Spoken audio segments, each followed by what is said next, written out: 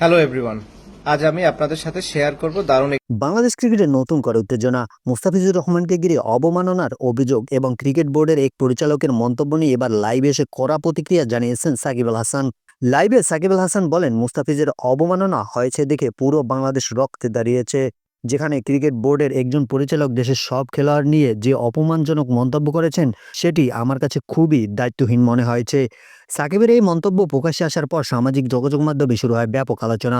অনেকেই মনে করছেন, একজন সিনিয়র ক্রিকেটার হিসাবে সাকিব খেলোয়াড়দের সম্মান ও মর্যাদার বিষয়টি সামনে এনেছে। এই বক্তব্যের সঙ্গে মিল পাওয়া যায় যুব ও ক্রীড়া উপদেষ্টা আসিফ নজরুলের আগের এক মন্তব্যের সঙ্গেও, যেখানে তিনি একইভাবে বিষয়টিকে দায়িত্বহীন বলে আখ্যা দিয়েছিলেন।